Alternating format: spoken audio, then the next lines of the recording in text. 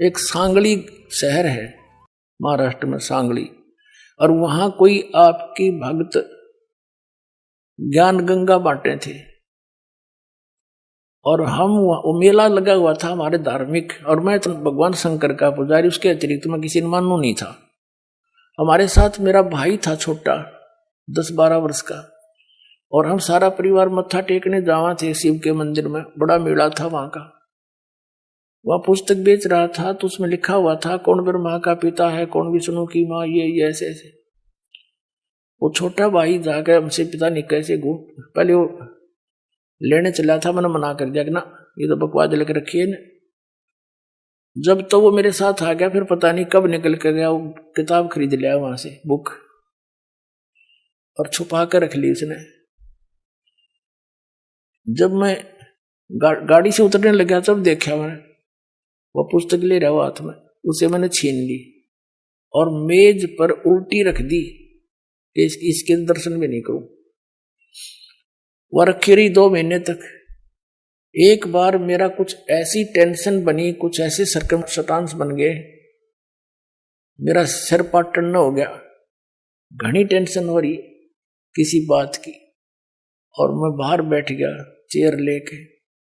थोड़ी देर में ध्यान आया, पुस्तक दिखी वो रखी रखाई। मैंने सोचा इसने देखता क्या है। मैं लगा उस पुस्तक को पढ़ने। वो मेरी तो टेंशन मन याद भी कोई ना कचकित गई, और 3 दिन कंटिन्यूस पढ़ी।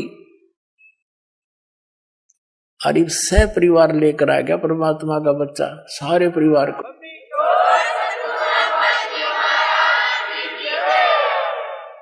तो ये एक किस्म का परमाणु बन गया ये पुस्तक परमात्मा के ज्ञान की। अब वो उससे फिर रिश्तेदार में जाती है, वहां से ले गया सैकड़ों पुस्तक, सबको दूंगा एक एक, और प्यार से पढ़ाऊंगा, अपने कसम खाऊंगा, बताऊंगा सच्चाई क्या है। मेरे जैसे भ्रमित है सारे। तो पुण्यात्माओं, आप सबका दायित्व बनता है यो कि अपने भूला न राह बतावे। और पहले जब बताना, जब आपका विश्वास हो जाए कि दास सच्ची कह रहा है, ना भूल के भी इसका जिक्र ना करना जब तक आपका विश्वास ना हो। और विश्वास तो दास करा के छोड़ देगा। कोई बड़का का लेख है, भगवान के बताया हुआ ज्ञान, इसमें इतनी भी मेन मेख नहीं पा सकती, और ये स्वीकार करना पड़ेगा, एक दिन आएगा। तारा मंडल बैठ कर ये चांद बड़ाई खावे, उदय भया जब सूरज का स्यों तारों छुप जावे। अभी तक हम जिस भी देवी देव ने पूजे थे, हमने वो गणाय में मावान लगा था, और परमात्मा के इस ज्ञान की रोशनी में अब ये सभी ज्ञान ऐसे छुप जाएंगे, ऐसे निष्क्रिय हो जाएंगे, निरस्त हो जाएंगे, जैसे रात्रि के समय तारा मंडल के अंदर आकाश में चंद्रमा सुशोभित होता है और सबसे ज्यादा प्रकाश युक्त नजर आता है। जब सूर्य उदय हो जाता है, वो रहता विद्यमान है पर उसका अस्तित्व नहीं रहता, हमारे लिए उसकी आवश्यकता नहीं रहती उस समय। तो अब ये सूर्य का उदय हो रहा है।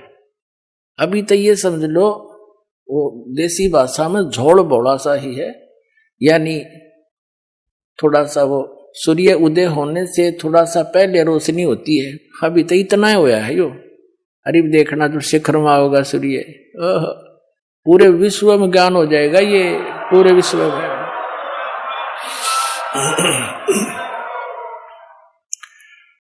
तो परमात्मा क्या बताना चाहते हैं कि आप यहाँ के वासी नहीं हो, आप सतलोक में रहा करते, वहां सारे सुख थे, और अपने पैर पर आप कुहाड़ा मार लिया।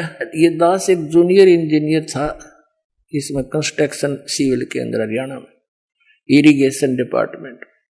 तो वहां पर एक बहन अपने 2 बच्चों को लेकर मजदूरी करने आई, और वह लड़की मजदूरों की जैसी नहीं लगे थी। फिर भी कोई इतना विशेष ध्यान निगाह में, कोई बात नहीं, पता नहीं परमात्मा किस घर में कैसा बालक हो जाए। फिर वो रो रही थी, रोने लगी। कुछ देर बाद दूसरे तीसरे दिन जब हम दोबारा गए उससे पूछ बैठा, भाई बहन क्या बात है, क्यों रो रही हो? वहीं पर और कई मजदूर बैठे थे, बेलदार वगैरह, उनकी पत्नियां थी। वह बहुत बुरी तरह रो ही रही थी। उसने थोड़ी सी देर बाद से फिर बताई साची कि मैं ऐसे ऐसे एक बहुत बड़े घर की बेटी थी, सेठ है मेरा पिताजी, बहुत बड़ा पैसे वाला, और मुझे सारी सुविधा थी, और जो मेरा पति है ये हमारे यहाँ नौकर रहा करता, और मैं इसके जाल में फंस गई।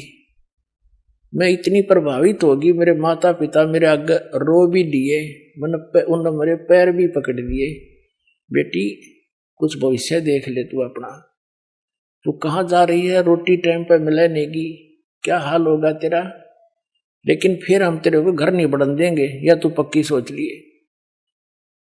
मैंने एक नहीं मानी, और इस मेरे पति की बात में इतनी फंस गई, हम वहां से घर से भाग गए।